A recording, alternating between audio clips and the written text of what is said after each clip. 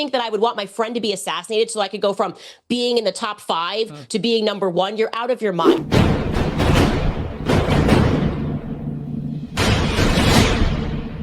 Candace sat down with Piers Morgan and he prodded in on this. So I'm interested to see how she handles being called out on some of this stuff. Joins me now for her first interview since the meeting with Erica Kirk. Candace Owens, welcome back to Uncensored. It's good to be with you at the end of another year. Yes, and what a year it's been. It's been a wild year. It's fair to say your fame continues to rise. Infamy, some would put it. But you're always a welcome guest on Uncensored. Let's get to this extraordinary meeting that you had with Erica Kirk.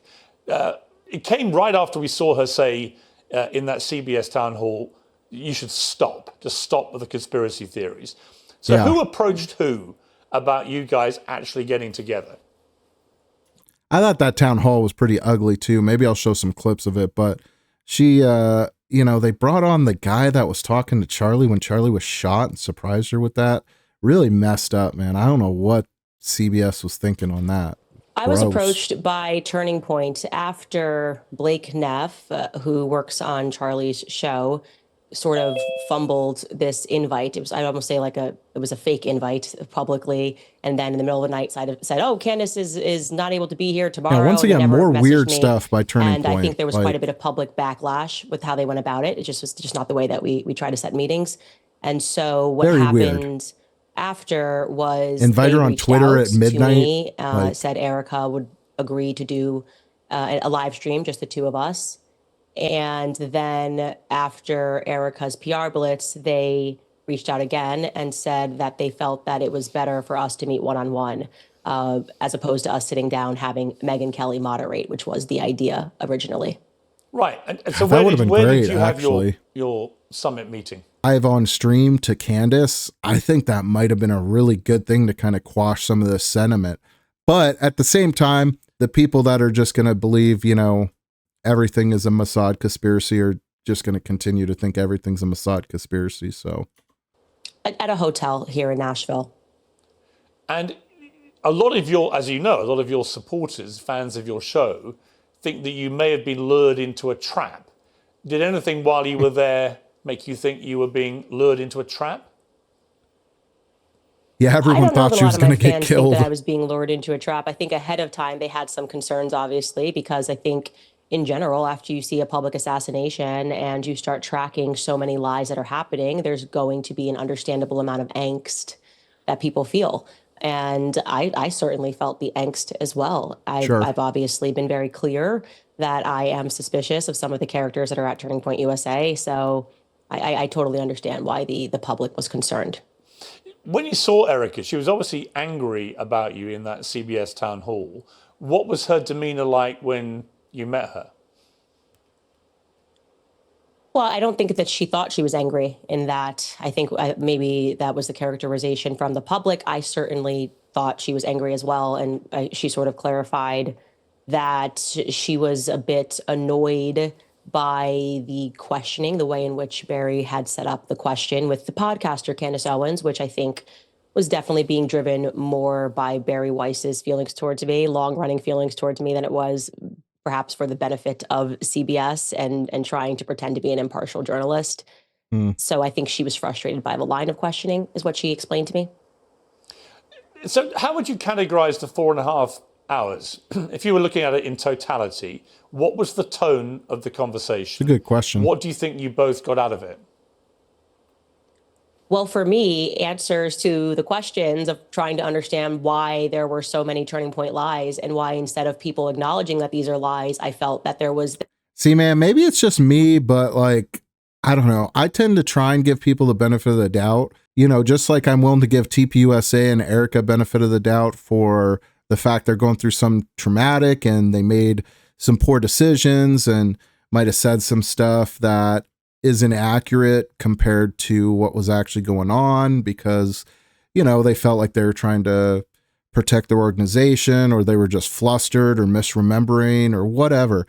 I'm willing to accept all of that, but I'm also willing to accept that Candace, a lot of people think Candace is literally just grifting I feel like she has a genuine love and caring for Charlie Kirk. And I think she really wants to know what accurately happened to him, and all of the inconsistencies, starting with the major inconsistencies in the Fed narrative, but then leading down that rabbit hole to all these little lies and twisted truths and stuff that have been coming out from TPUSA staff. I think that's led her to a pretty dark place that she really didn't want to be in. I don't think she wanted to be there. I don't think she's motivated to put any kind of stain on Charlie's legacy or TPUSA. I don't know. You can disagree with me if you want, but especially watching if you go back, watch the first few episodes that she did after Charlie died. I mean, you can see there's genuine love there that she has for him. I don't doubt that. This $1 billion psychological operation to convince people that Candace is just crazy. These aren't lies. These are made up. And so I was very refreshed that they owned up to the lies. That was a great first step. And I think, what motivates that? Maybe because despite having what I would assume to be the best PR agents and crisis PR agents in the world, we're moving toward a different world where people don't really care. If you are friends with the people at WME and CAA and what they can do for you, that sort of power is ineffectual in this day and age. And so yeah. I think they recognize that, and that the public simply doesn't believe the story that they've been fed, and the psychological operation to convince us not to believe our own eyes or to trust our common sense instincts has failed.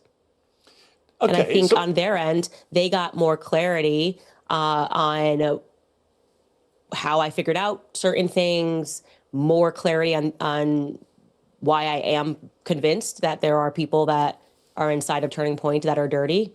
And I was able to share more with them off record. And I think that they got more clarity in exchange. Before we get into some of the sort of specifics, is there not a danger here?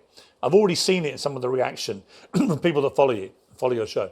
Is there not a danger that in seeking to be the one that exposes the truth, and I don't know the truth about what happened to Charlie Kirk. I work on the assumption that this lone, twisted weirdo Tyler Robinson killed him for whatever reason, and I suspect personally that is how this will play out. However, I have an open mind in the sense that we still don't really know what happened with President Kennedy's assassination. Yeah. I found the attempted assassination of Donald Trump very odd in the way that that's been handled by the authorities and so on.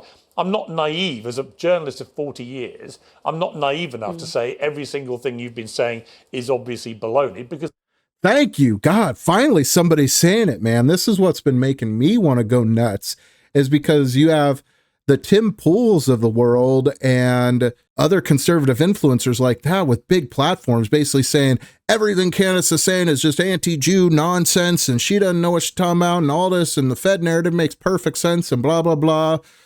And, Charlie had bones of steel. That's why he stopped at 30. Like, it's all just like, huh? So at least someone's saying like, hey, I'm not naive to the fact that some of the stuff you're saying makes sense and deserves to be questioned. Let's see how he qualifies it. I don't know. And we'll get to some of the more specific details. But is there not a danger, Candace, that by having a 4.5-hour private meeting, rather than doing it in public, that all you're really going to do, public. Collectively, actually, you and Erica Kirk, is fuel the conspiracy theories about it was a big mistake not doing it have discussed live. In that meeting, what part of the stuff that you've been broadcasting on your show she agrees with and doesn't agree with, and so on. Is there not a danger this is the least transparent way of going about trying to get solutions here? Well, I'm a very transparent person, so my preference was to do it publicly, but I took the offer, obviously, to have any conversation, because if I hadn't done that, then I think everything I've been doing would have appeared disingenuous. Like, oh, Candace is pretending that she wants answers to her questions, but when she got this offer, she suddenly said she didn't want to go because it wasn't public. They would have felt like I was moving the goalpost. So I was willing to take anything. And from their viewpoint, you can't blame Candace for doing it. I think it was a misstep by TPUSA. And the Fox News hits that Erica did, it was... My understanding was that they felt that it was a good idea to bring the temperature down first by having us sit down and communicate. And that doesn't mean that they necessarily say, oh, well, that's it. Now we're not going to have any other public discussion. I'm hopeful they will. I think they should. I totally agree with you. More transparency, the better. Who else was in the meeting? Erica was there. Who else was there?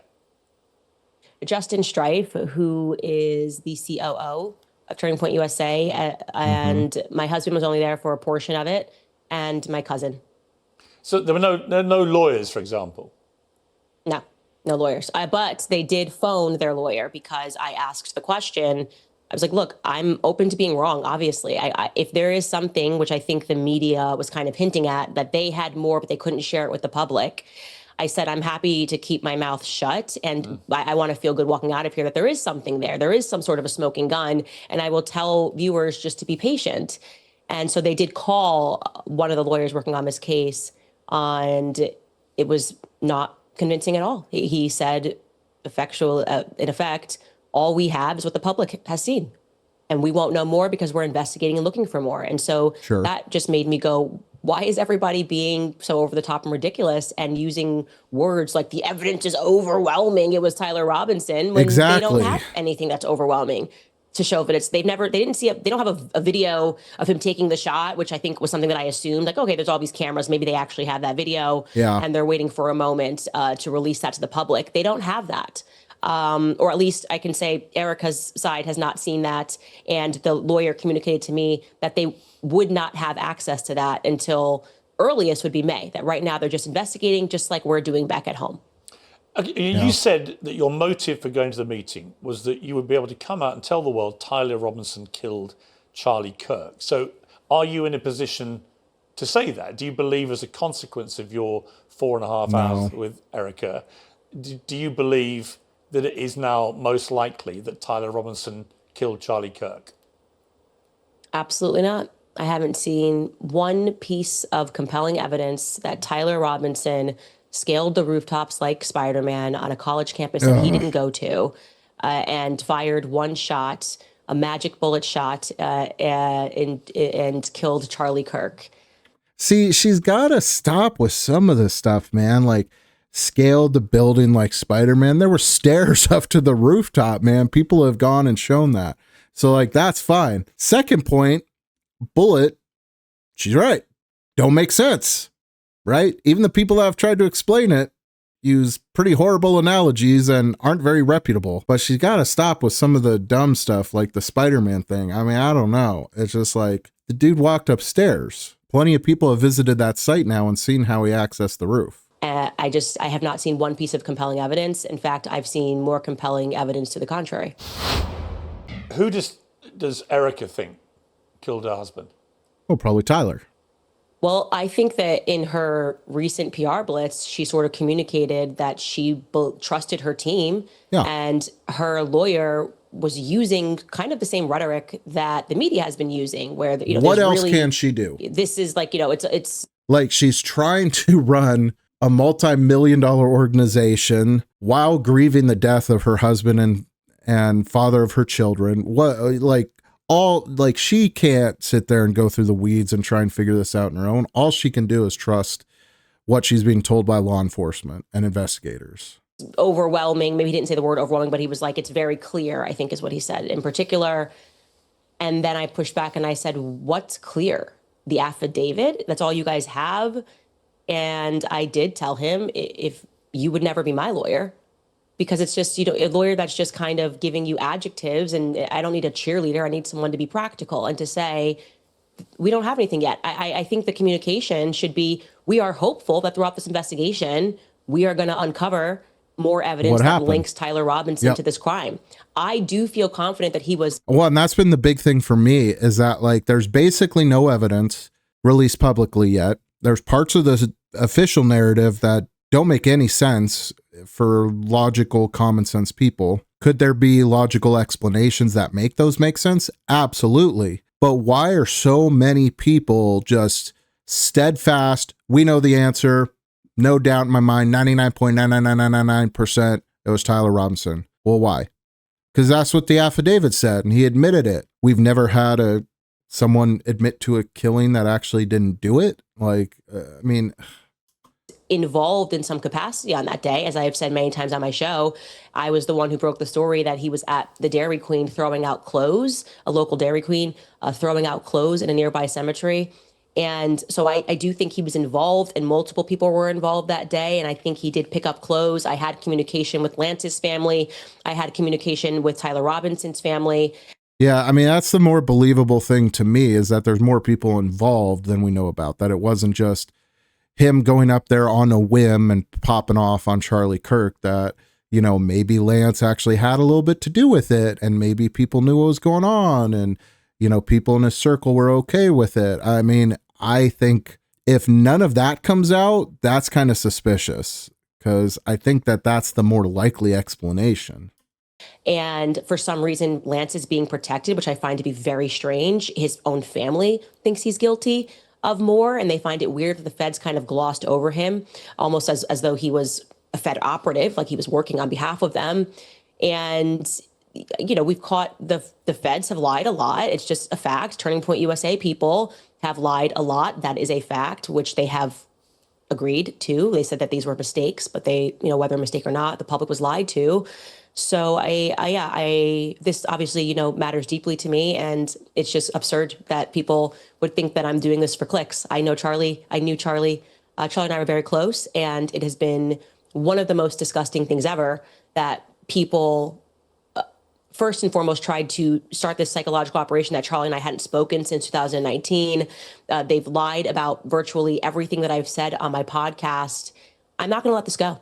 Okay. Yeah, they really have, we don't live though, in a too. country that is the embodiment of democratic principles if Charlie Kirk gets publicly. Yeah, for whatever you think about Candace Owens, so much of what the media narrative have come out has been so wrong. Like, they are twisting her words so badly. And especially in the first couple weeks, literally she was bringing up, you know, stuff that turned out to be true about Charlie getting pressured by Israeli donors and stuff. And that turned out to be true, even though TPUSA originally said it wasn't true. So that turned out to be true. And then I watched those. She never made any accusation, but then all the mainstream media starts saying, Candace Owens says Israel killed Charlie. I never heard her say that. She just said he was getting pressured by these people right before his death, and that's weird. And then they said that it didn't happen, and that's even weirder. So I don't know. Executed, and the media apparatus is doing everything they can to cover the tracks. I would say to cover the tracks by demanding that there is no further inquiry into what happened on that day. Right, that is not a country that I can get behind. Let's get to some of the details, because it seems to me you've put up a lot of theories, but a lot of them don't seem to have a clear conclusion from you about what you actually think happened. I mean, you've been all over this now ever since Charlie was killed. Who knows? What do you believe happened to him? Who do you think killed him?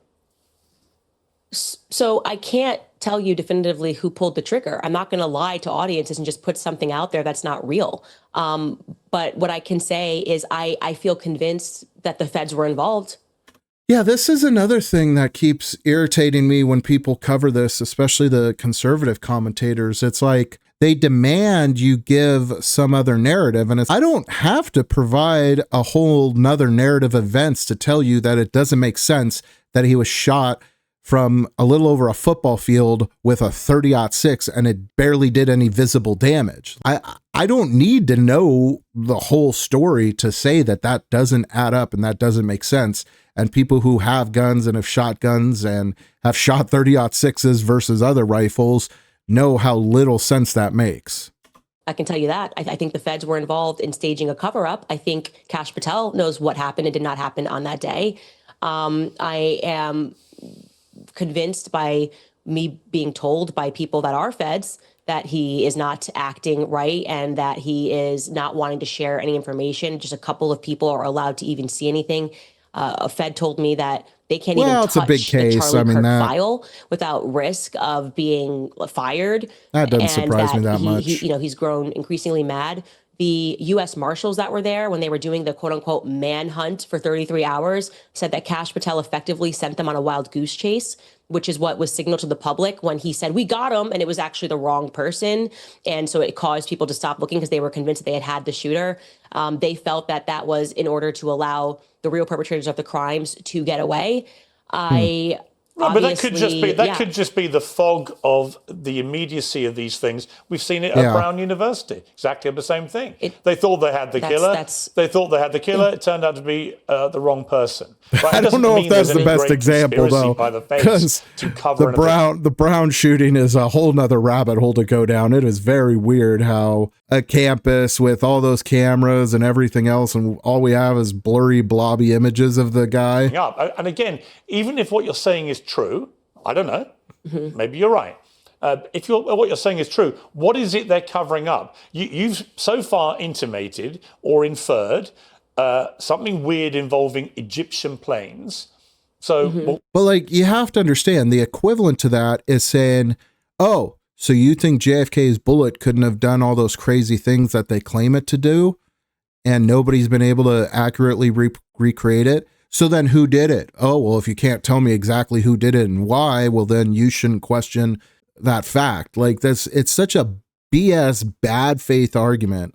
And I mean, I don't think Piers is necessarily trying to make that argument, but that's what most of the conservative pundits have been saying. And I think that's why he's echoing that sentiment, because that's what most people are, that's the argument that's getting regurgitated. But I think that's a BS bad faith argument. You can question inconsistencies and say things don't make sense without knowing the full narrative, like, of what happened. You're not privy to all the knowledge. Like, the people who claim to know the whole narrative, those are the conspiracy theorists, not the people saying, like, that didn't really make sense. You know, what's that about? You've inferred perhaps Israeli involvement in some way. You've certainly inferred a lot of Turning Point USA involvement. That's a lot of people getting involved here in the murder of Charlie Kirk, potentially. But what I'm really curious about is, given you've been all over all this and you've been airing all these theories, well, which one is it? It can't be all of these things. Is it somebody? Well, of course, is it someone at Turning Point USA? I mean, who do you actually believe was behind this? Of course, it can be all of those things. And what's really ironic here is that there's a clip of Charlie in the last months leading up to his death where he speaks about the JFK assassination. And he says that multiple countries were involved, multiple people were involved, the LBJ was involved, the feds were involved. And he's correct. That is what it means. When there is a conspiracy, there are multiple people that are involved. Of course, there's not one person on a grassy knoll who shot JFK. Well, it might have been that. There are people who had to agree to it. There had people who would have had to. The Dallas police were involved. Candace, I'm answering your question. I'm answering your question. But my point is, why aren't you just going to point to one person? That to me, even that seems like a part of telling people not to believe their own gut. Obviously, for this to have been pulled off, there had to have been multiple people involved. There had to have been people at Turning Point that were complicit in having this happen. Then it's going to be a big one. What their motivations are doesn't mean maybe this person's like, hey. I'm still not sold on the fact that it's a conspiracy. I just think there's a lot of weird stuff going on, and I think people are right to question the weird stuff when our government is known to take part in conspiracies. I'm going to help you. Hang on. Okay, let me stop you. Hang on. When you say obviously somebody at Turning Point, you are accusing right now people that worked with Charlie Kirk at the company he built, which is now run by his widow. It's you 600 are directly employees, accusing though. people in that company of being complicit in his murder, right? I want to just be very clear connecting that dot. So I said that when there is a conspiracy, of course, there are going to be multiple people involved. So applying that same logic to JFK, right? Knowing, as I do, and as Charlie did believe that LBJ was involved, which then implicates the feds as having been involved, which then implicates the Dallas police station as being involved. I believe Israel was obviously involved, that they were the ones that wanted him dead for saying that what is now AIPAC should have to register under FARA. So there's motive. There are people that have to be involved on the ground that day. There are people that have to be willing to allow the perpetrators to get away. There has to be media that's complicit. And that's what literally Operation Mockingbird was. It was established to persuade the public. Candace, here's the problem. Well, hang on. It was established. So but here's the problem with everything you're saying. In this massive cover-up. You keep saying, and this is where people think you're prone to endless conspiracy theories for whatever reason. Okay. Is you keep using the phrase, they have to have been involved. So by that yardstick, what you're saying is, with JFK's assassination, and we recently had a lot of the files released, which did not conclusively prove any of these things, right? Now, again, I don't know what happened to JFK, but the one possibility you've not ruled in is it was just as simple as Lee Harvey Oswald. It might have been. We don't know, right? So when Okay, you then say never when will. you I can't even say entertain the that. It's media such a has to, nonsense. That's my big problem with the whole Charlie Kirk thing is like as soon as all these inconsistencies started happening, it was really depressing because I'm just like, man, we're never gonna really know. We're never gonna really know. Tyler might go down for it. Tyler might get killed in custody for it. Who knows? But we're never really gonna know. Like there's so many weird things that they have to account for at this point that I doubt they're going to. The magic bullet being one of them. I have a feeling they're going to put out explanations for that aren't very based in common sense or reality. I certainly hope it doesn't come to that. I hope they're able to provide explanations that are reasonable and wrap all this stuff up. We might have our children questioning it in 30 years and protesting for the release of the Kirk files. I been can't even involved. entertain that. It's Lyndon been too many Johnson decades. has to have been. But my problem is you're stating all these things we as can't do facts. 63. It's such a nonsense that to say that it was Lee Harvey Oswald acting You by don't himself. know that. That's just such a nonsense. I do know it was not Lee Harvey Oswald acting by himself, and then that required national security to lock down the files, and that required the feds to impart the CIA to impart Operation Mockingbird to convince the public that it was you can't go against. There's a grieving widow. Don't look further into it. Don't believe your own eyes. But let me just say this is your Candace. It was this is a grand Candace, conspiracy that killed JFK. Candace, I am going to say that confidently. And I just think we have to grow up. We have to grow up. We can't keep pretending Lee Harvey Oswald killed JFK. Fine. We can't keep doing that. That is your opinion. Today's show is sponsored by Oxford. Dozens of energy, freshing ledger mic to Oxford Natural get 7 years. It's not a fact. There was another ad break, but yeah, I mean, that's the problem is once you see that there's a cloak of non-transparency, it's always just going to be opinion at that point. We're never going to know the true story.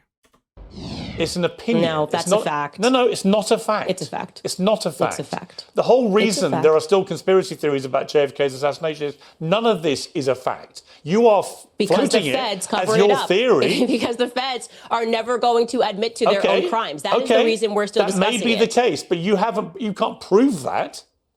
Yeah, well, I can prove common sense that Lee Harvey Oswald did not stand on a grassy knoll and assassinate a president. And LBJ, like Charlie says in that clip, which people should go pursue. Yes, I know Charlie all said of the that. weird things that happened that day that were unusual, and LBJ decided not to ride that day. And then suddenly he reversed course on all of JFK's policies, and he was fighting AIPAC. Israel killed JFK. Yeah. All right. Now, going back to your point about Turning Point USA, and the ridiculous idea that implicating, this is a $100 million organization. Yeah. Common sense. If this was not even a high-profile political assassination and this was just a guy who worked at a company that was $100 million, right? Common sense inquiry is, was there a financial motive for this person to be dead, okay? This is like Sherlock Holmes 101. And this is what I mean when I say that the public no longer trusts the media because you're acting us to be stupid. And we don't want to do that. We actually don't want to pretend that we're clinical idiots who can't assess things and go, oh, there could be a massive motive here to have Charlie dead,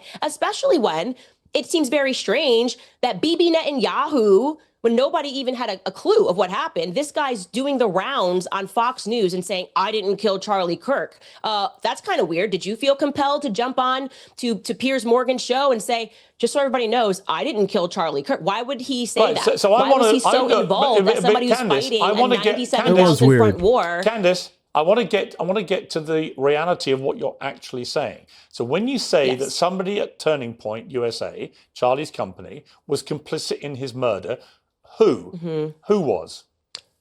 I believe that there were multiple people at Turning Point who are, as I have said many times, my exact words are, they are engaged in a cover-up of what happened to Charlie on that day. No, but who was involved in his murder?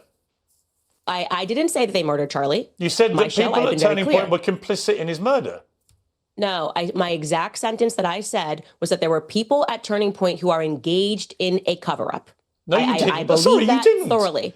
Candace, you didn't say that. You said literally. I did say that my entire show. You said there were people at Turning Point complicit in his murder. Okay. That's what you said. When you and I were discussing, that's why I said, let's go back. I was applying the logic of a conspiracy to JFK. I said, okay, if JFK, you have people that are complicit. Of course, if you apply that logic, if there is a conspiracy, there's going to be multiple people that are going to be complicit by the time, in order for a large stage murder to happen. You specifically said, you didn't say complicit in a cover-up. You said complicit in the murder. Because I said who at Turning Point was involved in his murder. And let you said, me clarify for you. Pierce doing you his can keep normal... saying what I said, or you can listen to what I am saying. Okay. When I was using the analogy of JFK and we were connecting it, I was basically pushing back on you because you were suggesting that, all of these people being involved would be crazy. So I was applying the analogy of what happened to JFK. Well, you actually, if you go back and listen, I don't know. Suggesting that a I conspiracy... said you don't know either.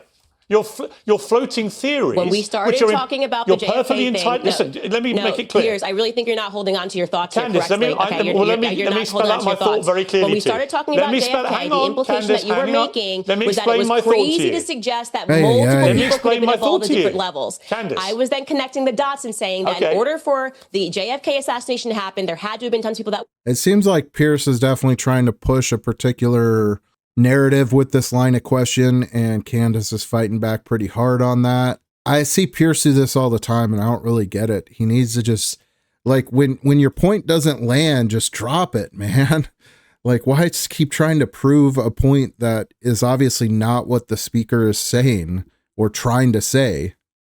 We're complicit, I understand. right? I heard what you said. Maybe you're the person who takes the cameras down. Maybe you're the person that told him to drive that day. Maybe you're LBJ. So they're not all complicit in the murder, but they're all at different varying stages involved in the cover-up, right? So that's what a grand conspiracy actually is. And I do believe, so you don't have to go back and we don't have to go through it. I'm telling you what I think about Turning Point. I am very known for being honest about what I believe. I'm not exactly a person that you got to pull teeth on. Sure. I believe that there are people at Turning Point who are engaged in covering up what happened on that day. But were any of them engaged in the planning of the murder of Charlie Kirk? I wouldn't know how it was planned. Absolutely, I can't make that. I cannot confidently make that statement. I can say confidently that I know they're engaged in the cover-up because I've been investigating what happened on that day and what transpired thereafter. I've been clear. I've named those people on my show. I've said they are engaged in a cover-up, and I've listed the lies. So you don't have to try to make something out of what I didn't say. I tell you what I think. It's already controversial. We don't need to get more controversial, okay? Do I think someone at Turning Point pulled the trigger? No. Obviously, I don't think someone at Turning Point pulled the trigger. We don't even know who did pull the trigger. So how can I say that they're... Did anybody at Turning Point, in your opinion, know that Charlie Kirk was going to be murdered? There is specifically 2 people at Turning Point USA, and I have communicated that information to Erica and Justin Strife, that I would not be surprised if they had foreknowledge of Charlie Kirk being assassinated. But do you have any evidence I'm not going to name... I am not going to name those people, okay, because it's not right for me to name those people until I know for a fact that they did. Did you give the names Did you give the names to Erica? Yes, so I absolutely did. You gave the names to Erica of 2 employees, current employees at Turning Point, who you believe were involved in the preparation for the murder of Charlie Kirk. Is that what you're saying? I told them that if I were in your shoes, these would be 2 employees that I would look further into. That's and what evidence do you have that they had any prior knowledge of the murder? Because I don't have concrete evidence is the reason why I'm not naming them. So I've been responsible. You've got no evidence, I'm not saying, but you're telling the widow that these 2 people may have been involved in the murder. But you see the problem. Well, the evidence for it is people that there is not concrete evidence. It's like you're trying to get me to say something that I never said and then asking me to defend it. No, I'm asking what evidence you've got. Let's actually go to, you're asking me privately, did I communicate to them that I think you should look further? That's called an investigation, Piers, okay? So what you're doing is a strategy of if somebody dies, you're saying to the police, you can't ask any questions about anybody unless you have concrete evidence. We're at the stage of investigation. I'm not saying yes, that. You can. And let me give people in the public the permission to do this. Follow your instinct. If you feel something is off, keep asking questions. No problem. Until you get concrete evidence. No and when you problem have concrete evidence, you should name those people. I don't have the concrete evidence. I find their inconsistencies. Okay. But you have named other people. I'm trying to answer, Piers, you can't ask me questions. You can't ask me questions and let me finish it. I have communicated to them that their inconsistencies make me uncomfortable. I have communicated to them that somebody else who is a third party gave me some information that I am not yet comfortable as I am vetting it, giving it to the public, because that's the responsible thing to do. These are private citizens. And that if I were in their shoes and had more access to information, I would go down that route, okay? Unless I am fully confident that they actually did have something to do, like here is the smoking gun, I'm not going to name those people. Okay. But the people I have named thus far are people that I believe are engaged in a cover-up. Like I said, hold me accountable for what I have said. Let's talk about one of those people. Let's talk about one of those people, because the the Turning Point producer Blake She Neff wrote pissed. this in early December. Ever since Charlie's murder, Candace Owens has leveled a flood of allegations against people at Turning Point USA, people at Turning Point Action, and people who work for the show. She has made them against some of Charlie's closest friends and against some of his most dedicated employees. She suggested that Michael McCoy, Charlie's chief of staff, knew Charlie would be murdered, was happy that he died, and stayed silent because he was told he would be the next Charlie.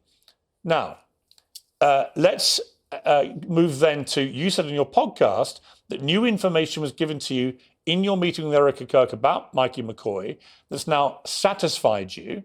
On a video on the 27th of October, you devoted the whole episode to this guy and his supposedly strange behavior. I never said I have information that satisfied me about Mikey McCoy. Well, I'll ask you to clarify. Quote. Okay, well, you can clarify that in a moment. But let's hear what you said about Mikey McCoy before the meeting.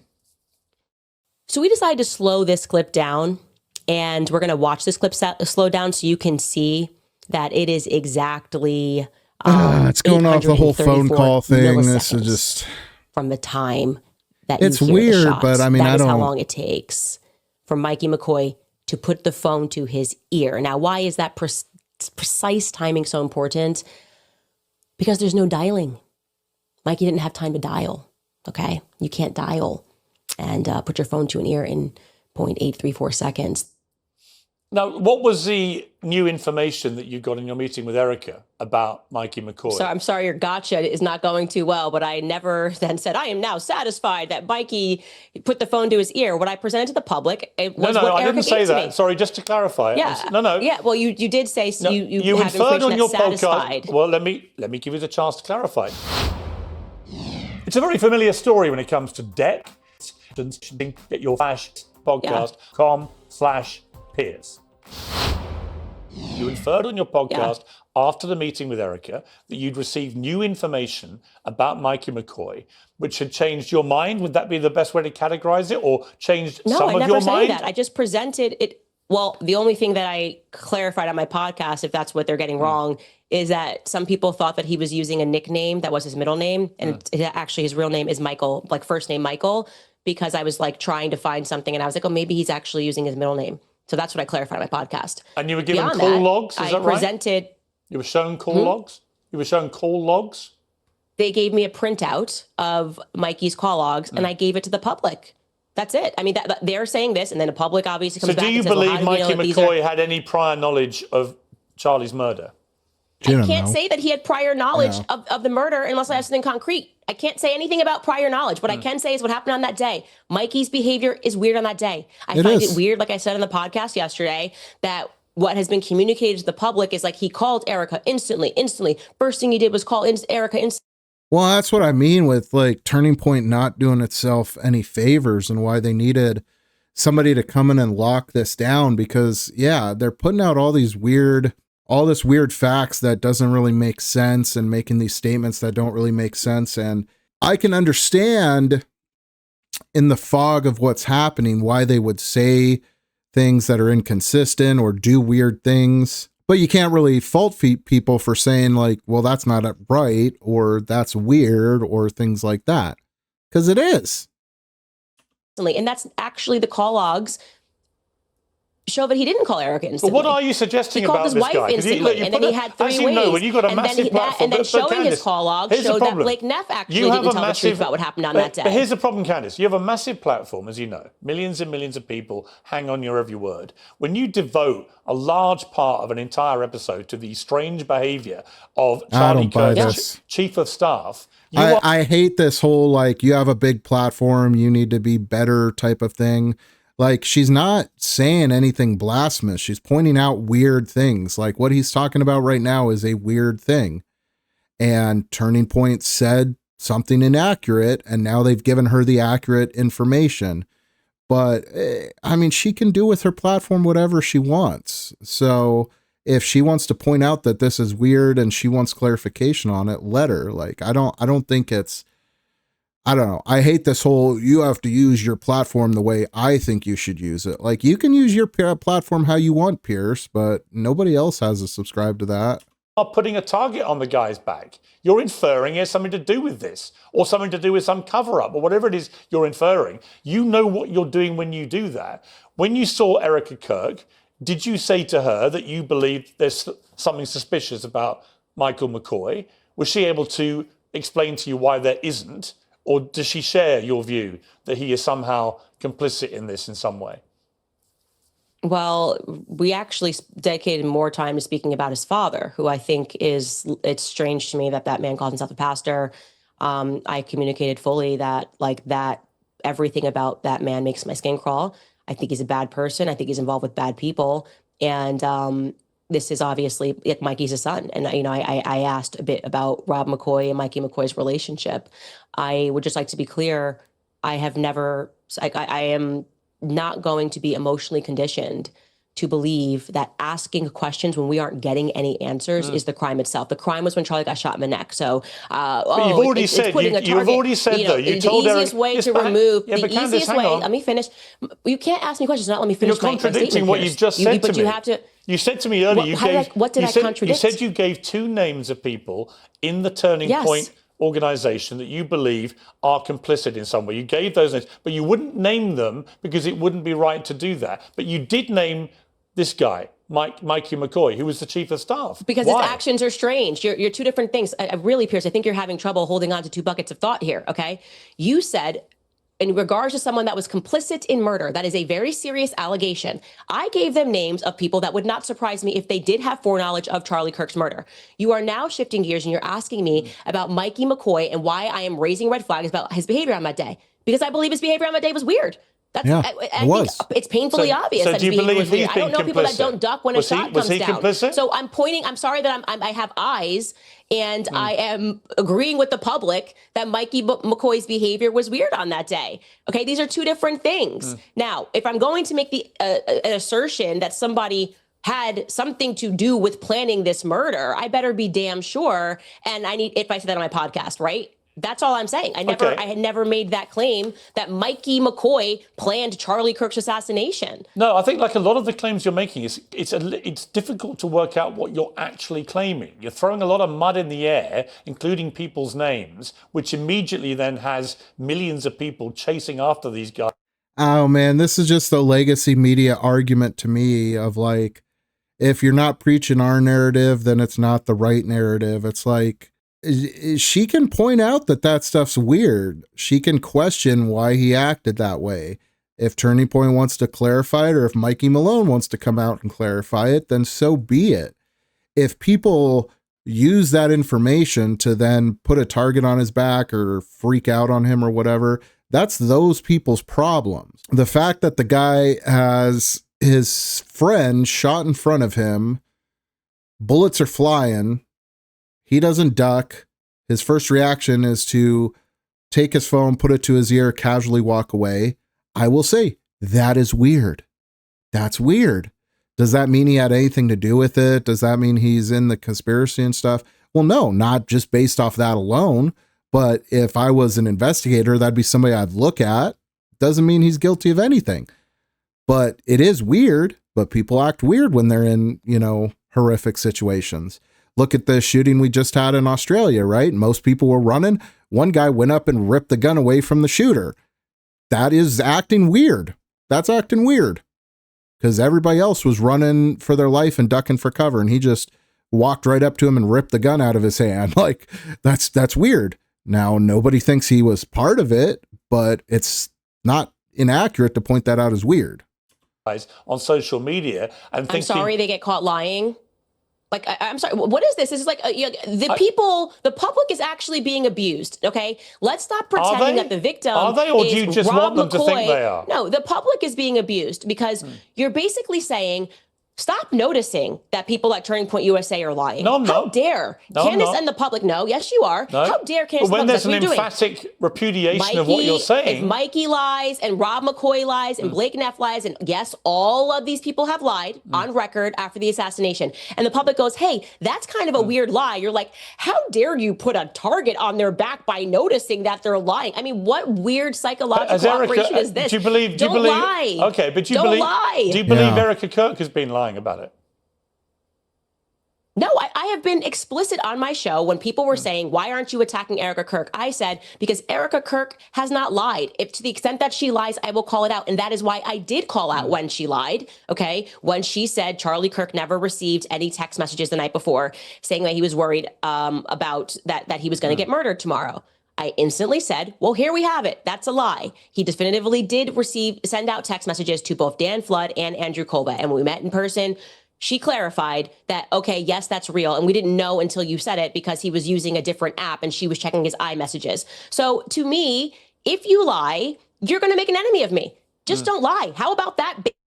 That's what I mean. Nobody looks at it from the perspective. Everybody sees the money Candace is making, but nobody looks at it from the perspective of, imagine it was somebody you loved and really cared about and a longtime, close, personal, spiritual friend that was just murdered and then had his death mocked across the world. You wouldn't give a shit about Mikey Malone or any of these guys' reputation when you're pointing out the weird things they did or the lies they told. So that's what I mean. Like, Candace is somewhat believable for me.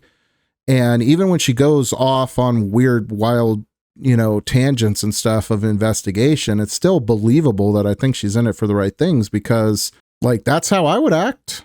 I would use whatever platform I had to try and bring justice for my friend, especially if all of the people around him are telling obvious lies. That would make me very, very, very suspicious of how everyone acted and what they're saying. Basic requirement to say to people, don't lie about what happened on that day. Don't lie about what you did on that day, because that's the first clue to investigators that person should. But I mean, at the same time, she might be too close to it to not realize that, like, them lying doesn't necessarily mean that they were in on the conspiracy or the cover up or anything else. They might have just been lying because it was the fog of the event. They might still believe what they said was accurate. They completely forgot doing this or that. Mikey could believe that he was acting normal, or that he called Erica first when he really called his wife first and then patched Erica in a little later. Like, I don't know. If you've been through traumatic events, like, your recollection is not the best. That's why witness testimony is so poor. Be looked at further. All Again, right. Well, this is common sense. Okay, let's move to something else Blake Neff said. He said, Candace has made other stranger allegations involving French paratroopers in maroon shirts, Egyptian Air Force planes flying out of Provo, Utah, and potential underground French ninja assassins traveling through unseen tunnels. At one point in early November, she started wildly throwing suspicion on members of Utah Valley's soccer team for wearing hoodies. I could go on. There's always something new coming up. None of it ever pans out because from the start, there's been nothing there. What do you say to that? He's lying. And that's the reason why Blake Neff is a suspicious character. I mean, him saying that I pointed to a soccer UVU person is complete fiction. I never had discussed that person on my show. Somebody was asking for a clearer photo of the person on X, and I shared it. No suspicion. Never said this person had anything to do with anything. I never covered him as a suspect on my show of anything at all. Didn't ask for more information on this person. That kid instantly responded and said, oh, those are our school colors. And that was it. Yeah, that's what I mean by, like, the media twisting up some of what she's been reporting on. That's been as weird as anything else, because, like, I watched a lot of the early Candace investigation on the Charlie Kirk thing, and then seeing, like, people's reaction and the media's reaction to what she supposedly said. Like, I had to rewatch some of it because I'm like, I don't remember her saying that, or I don't remember her doing that. I don't know, man. The whole thing stinks, honestly. Turning Point tried to turn it into a thing. Why? And it's hard to know if it stinks just because everyone's emotional and everyone's too close to it. Like, Candace is honestly probably too close to it to be doing what she's doing. Just like the TPUSA people are too close to it to be responding and talking. That's why they should have brought in someone independent, locked down communications, had, people like Tucker or people that are out of the organization running the shows and stuff for a period of time while everyone could kind of get their minds right and grieve and come to sense with what happened. That's what should have happened, but it's not. And that's why there's so much inconsistency there. Could be a conspiracy, could just be that, right? Candace is too close to it too, I think, and that's why she doesn't mind going down all the million different rabbit holes, even when they don't pan out to anything. But it is really weird how the media has twisted a lot of what she says. And anytime she brings something up, all of a sudden she's accusing people or putting targets on people's back when she's bringing up clear inconsistencies in their statements. And most of the time they pan out. That regarding the Egyptian planes, that's a fact. Why are you saying she said that there was a military Egyptian plane on the ground that day? There was. In fact, there were two. So why are you pretending that that's like a weird thing to notice? And that is why people have been flagged about these planes.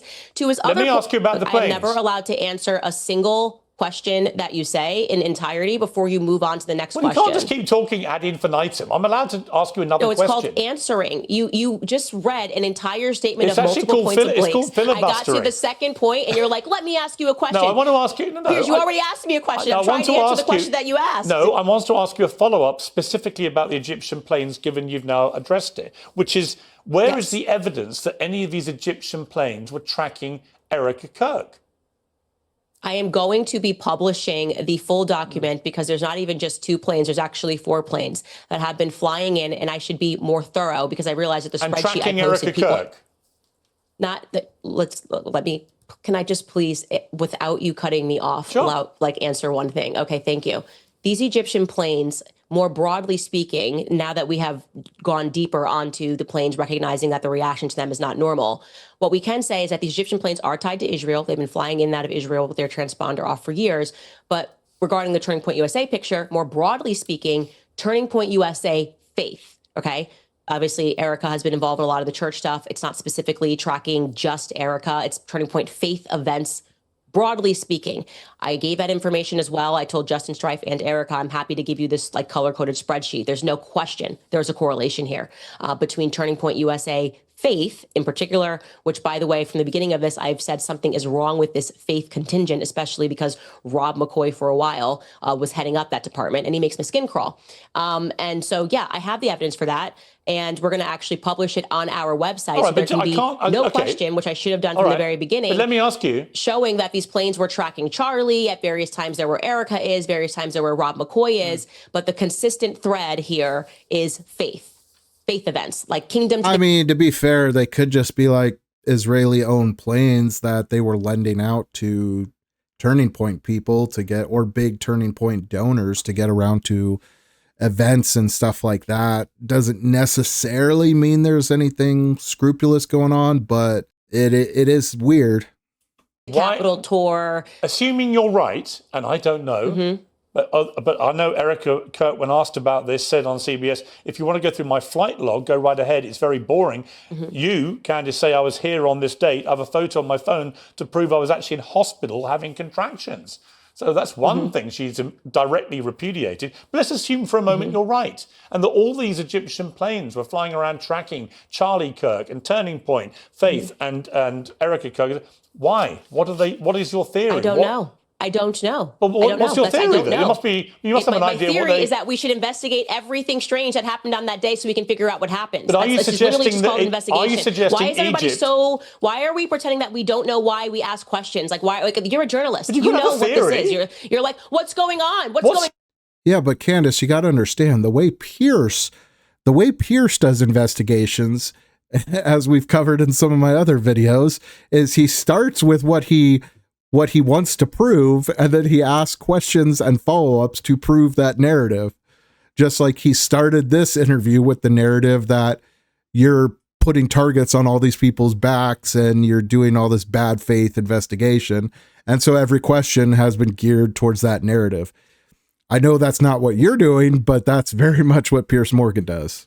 Why do you want to know why these planes were tracking Charlie? Well, my theory is that we are being sold absolute Fed slop. The media is doing their Operation Mockingbird Part 2 scenario by telling us, well, unless you absolutely have a conclusion, you can't even ask the question. Yes, we very well can. Keep asking consistent questions until we get a clarified explanation for what happened on that day. And right now, we have nothing, okay? And that is the reason why people are watching my show, because I'm the only one not treating them like they're absolute idiots who don't have two eyes and who believe in magic bullet theory and who understand that Egyptian planes should not have been tracking Charlie even 3 times this year would be an anomaly, okay? They've been tracking him. We don't know where it's going to end, but we are going to keep asking questions until we get clear answers. Candace, it may be that the person in the media spewing bullshit to the public is you.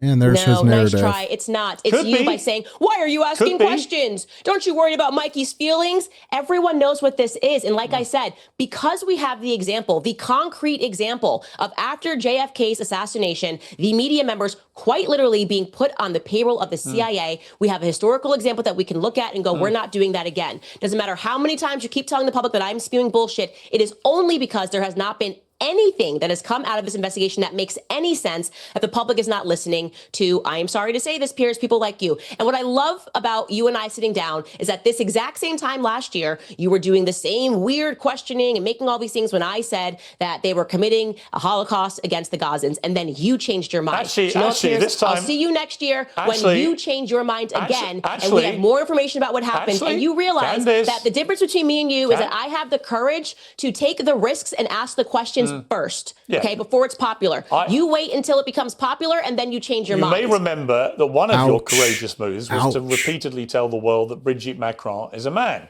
As you now know, and she is. As you now know, we had a $300,000 bet to charity about this because she's a woman. Yes. Is my view. She's not a woman. Well, we're going to find out is the point, because it's going to court. They're suing you. And when she proves, as she will, that she's a woman, because she hasn't yet, though, and you lose that case. He's certainly gloating a lot for having gotten there. For years. But then it will become more obvious to people that, look, I think you're a brilliant operator at what you do. That's, I like you personally. You know that, right? None of this is personal for me about you at all. I just have watched him last year from Brigitte Macron now into the Charlie Kirk story. I think you've developed a modus operandi, which, to put it politely, is you flying what we would call in the world of journalism kites, and just seeing what can cause the most merry hell, therefore get you the biggest audience, therefore make you the most amount of money.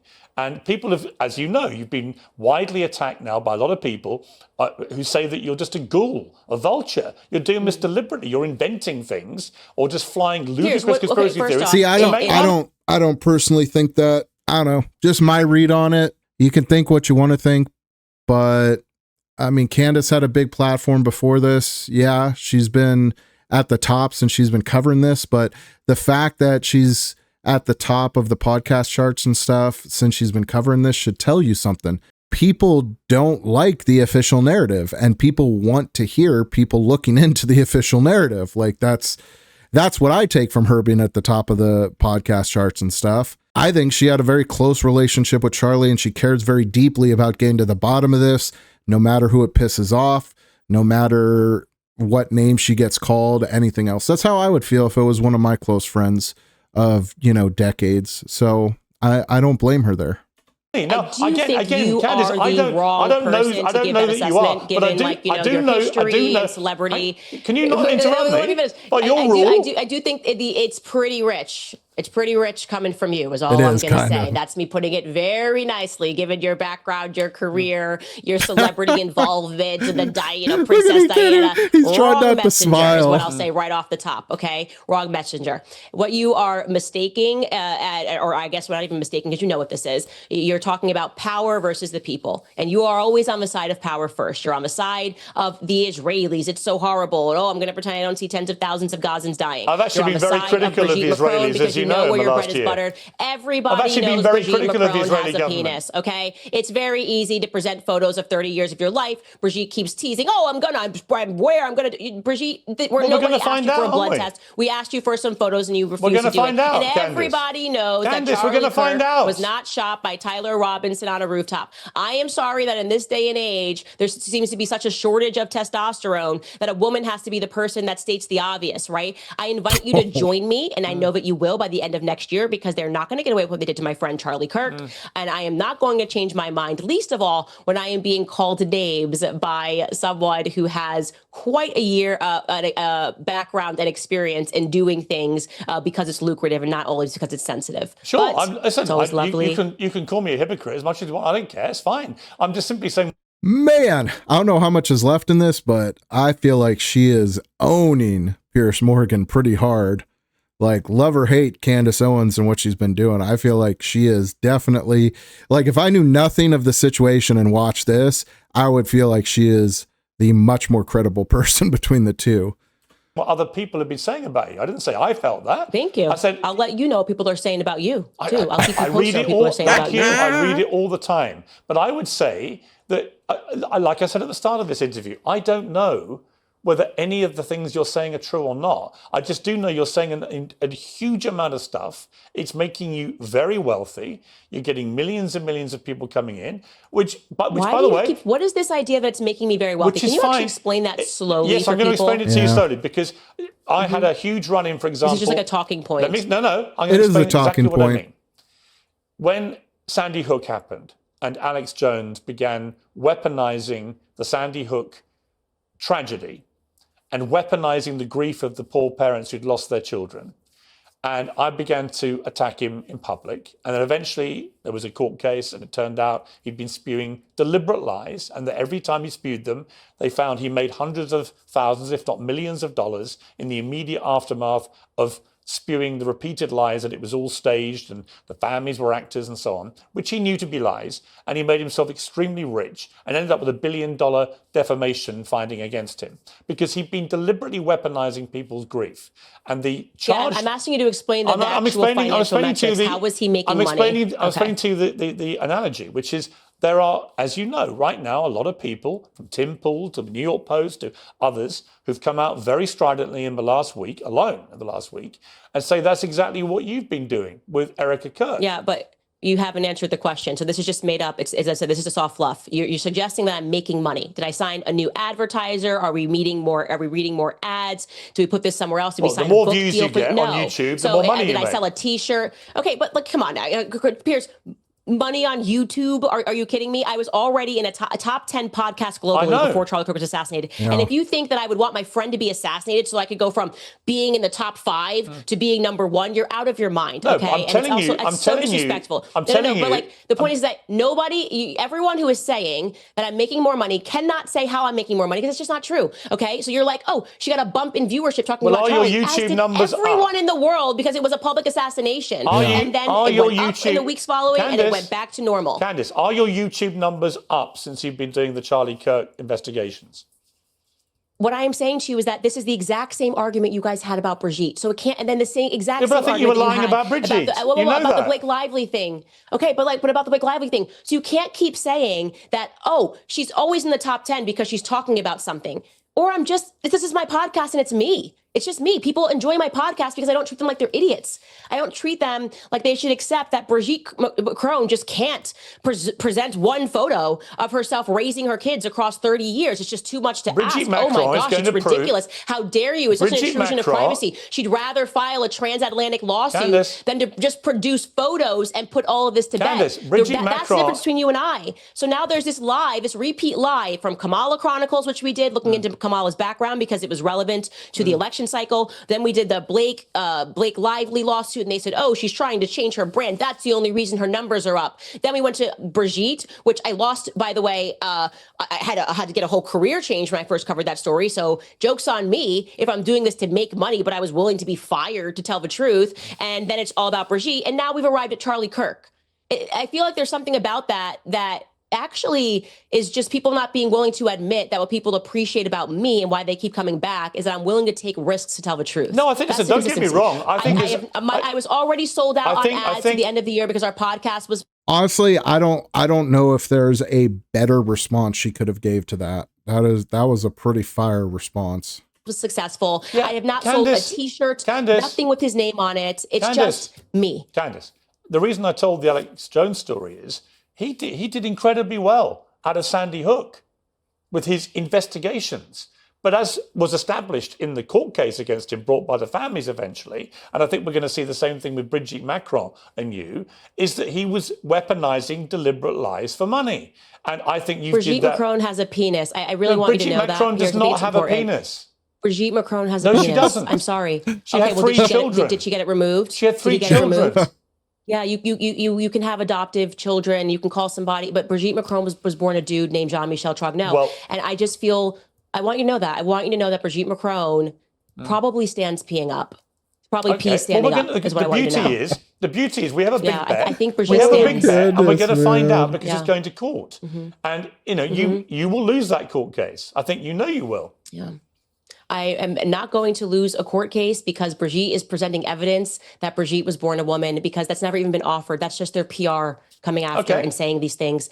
Nobody believes that Brigitte Macron is just unable to present any pictures. Nobody's asking for blood. All right, let's wait for the court case.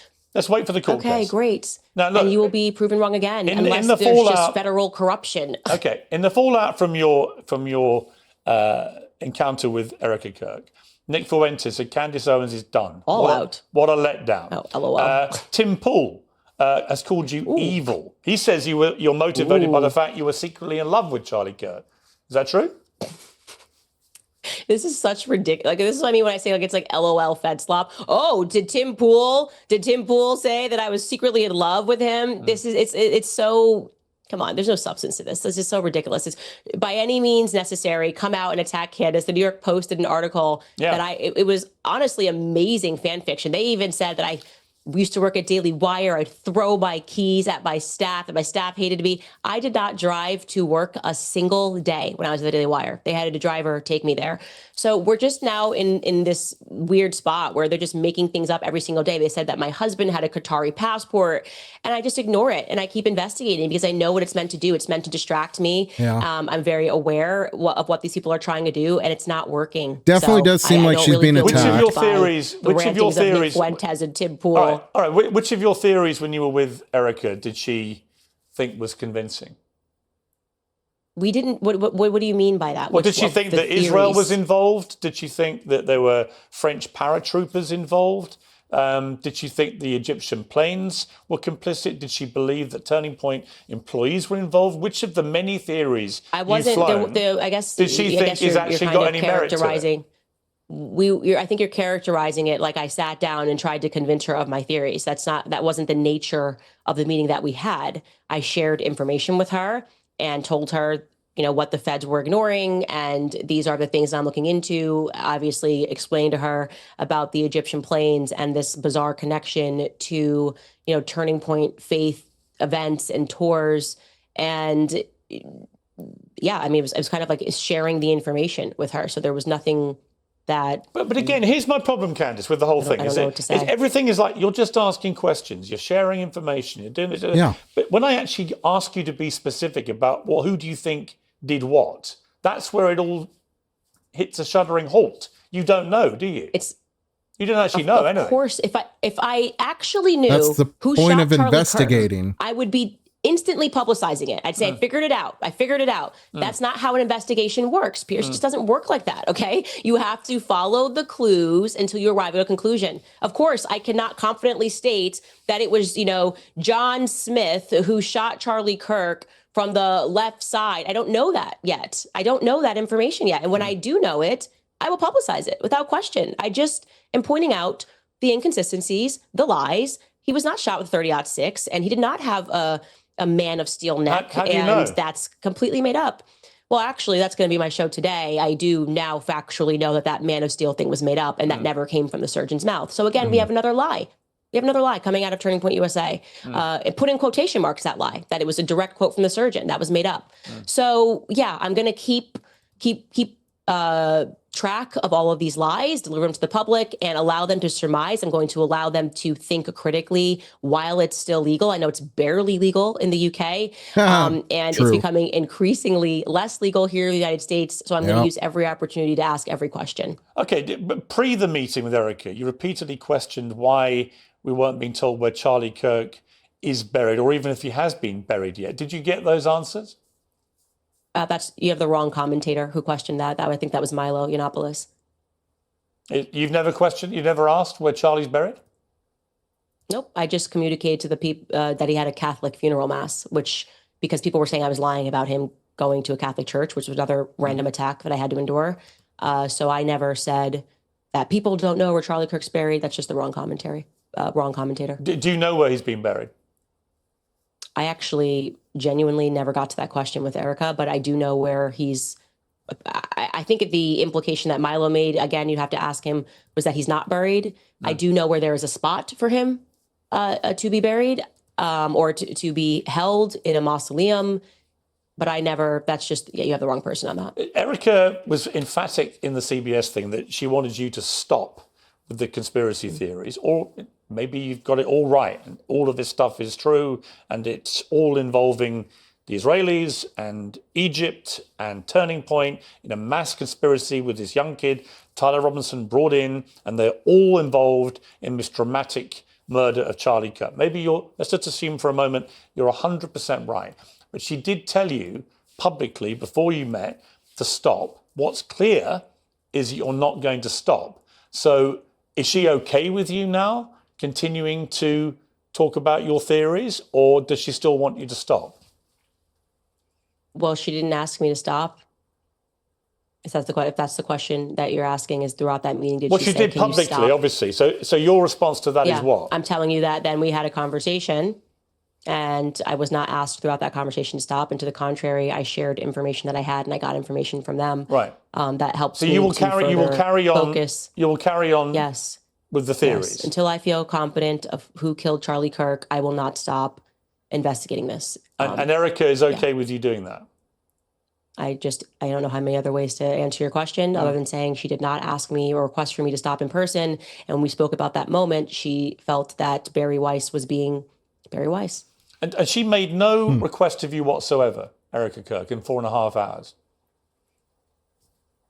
Request in what sense? About how she would like you to conduct yourself about the murder of her husband going forward? No. Nothing at all? I mean, to be honest, like, we're all on the outside, and I mean, dude, Erica knows better than anybody the relationship that Candace and Charlie had and who Candace is as a person. Like, I feel like if Erica didn't think that there was some fruit to what Candace was looking into, that she would request her to stop, and not in response to some led question in an interview where she got blindsided multiple times, but like interpersonally and directly to, hey, this isn't helping, this is hurting. And part of the reason I don't really feel bad about Candace doing what she's doing is because Erica hasn't really done that. I mean, Erica could have said from the get-go to lay off it, and she didn't. Candace openly said that in her show a bunch of times. Like, if Erica calls me or texts me and tells me to stop looking into Charlie, I will stop. Otherwise, nothing else. Well, she said Erica or her own husband tells her to stop, she'll stop. And she hasn't. Like I said, the question from Barry Weiss was kind of leading and kind of purposefully indirective to try and get Erica to say stop. But she had a 4.5 hour conversation with her. She could have easily told her, please, can you cut out doing your show? And she apparently didn't.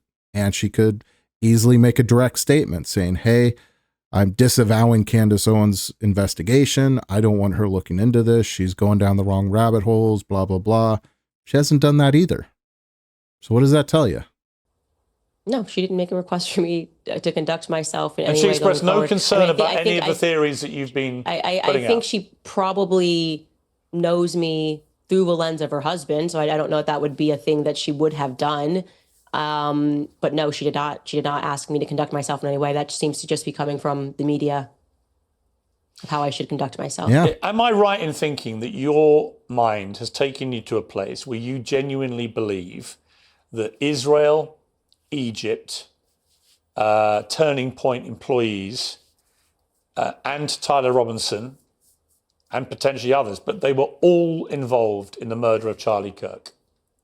Well, to be fair, I think we're all putting Egypt in parentheses because we kind of don't think that we have exactly a strong Egyptian lobby here in the United States. And there is a lot of historical precedent with Israel kind of using Egyptian planes or using the Egyptian narrative when they want to accomplish things. So, I mean, I just pointed out that this is an Egyptian plane, but Israel, I got tons of questions about. Yeah, I think Israel is a very good place to start when Bibi Netanyahu is just denying and just way too involved in the beginning. That was weird. Everyone felt it was weird, and they were right to feel that it was weird. And when Bibi admits that he called him 2 weeks before and invited him to Israel, like, what's that about?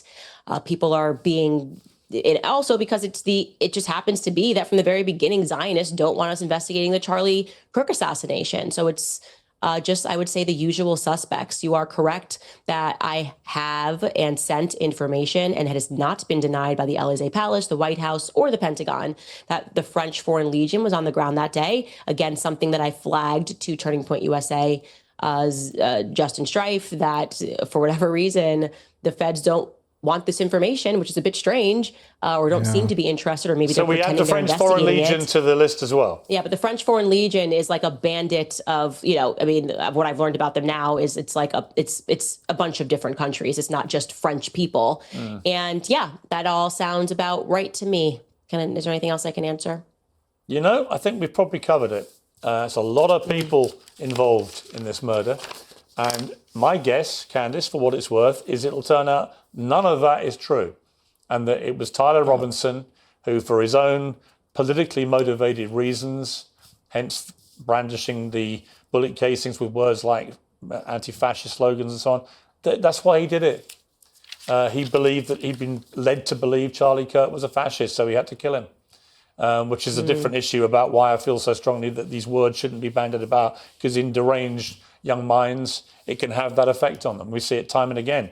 But look, if it turns out that you're right... Yeah, so we just need to adapt, speech laws like the UK. People, including the French Foreign Legion, Egypt, Israel, Turning Point, Egypt, his own employees, and they were all in on this to murder Charlie Kirk. You will be proven 100% right. See what I mean about the media, though? Like, she corrected him like 15 times, and he still is categorizing it some way. Like, I will be the first to salute your brilliant investigative journalism. But in return, if it turns out you're completely wrong, then I would expect you to come back on Uncensored and admit you were completely wrong. Is that a fair deal? I was hoping that by the time we did this, I'd be able to do that, because they showed me something that was so compelling. That didn't happen. So yeah, deal is on, as always. Between you and I, the deal is on. Excellent. I'll add it to the list. Candace, I want to wish you a Merry Christmas. We're both Christians. We have that in common. And it's always good to have you on Uncensored. I'll say this about you. I'll say this to everyone. You come and do these things. You don't duck them. You don't shirk them. You don't hide away. You stand behind what you say. My only question for you, it's not for you, it's about you, is when people say to me, do you think she believes this stuff? I don't know. I don't know if you do or not. I know that Alex Jones didn't. It's just so fun being a lone person to be attacked every second and every minute of every day that I was just like, you know what, this is so fun for me. I love it. I love the threat of losing your job and people going after your sponsors and having to worry about your security. It's so fun. It would be so easy. I would be a billionaire. I'd be on the cover of Vogue magazine if I would just say the thing. If I would just be a federal operative and tell people to trans their kids and tell them like Brigitte's like a really beautiful woman, and tell them that she really obsessed with that Brigitte thing, man. I don't get it. Charlie Kirk was shot by one person on a rooftop with impeccable luck who scaled the rooftop like Spider-Man. That's the easier route in life. Unfortunately, spiritually, I can't do it. I'm just my granddad's granddaughter, and he couldn't lie. I can't lie. And I don't want my kids to grow up in a world where a bunch of freaks and pedophiles are in power, which is in the circumstance that we live in today. We cannot live in a world where Jeffrey Epstein is being protected by the government and Charlie Kirk is being publicly assassinated. I can't do it. I won't do it. And let the chips fall where they may. Candace Owens, always good to have you on Uncensored. Thank you very much. Always a pleasure. Well, like I said, I mean, if his goal was to make her look bad, I think he failed. I think Piers probably earned her some new viewers more than anything. But I mean, people that already had their mind made up are going to view it from whatever spectrum or belief that they want. And there's a lot of questions I still have about the Charlie Kirk assassination, and I certainly hope and pray that we actually get some believable answers when all is said and done. I can't help but think it's going to end up being something where they're asking to release the Kirk files in 30 years. But for the sake of the man that Charlie Kirk was, I hope that's not the case. Anyway, guys, let's get back to work. Keep praying. I'll see you in the next one.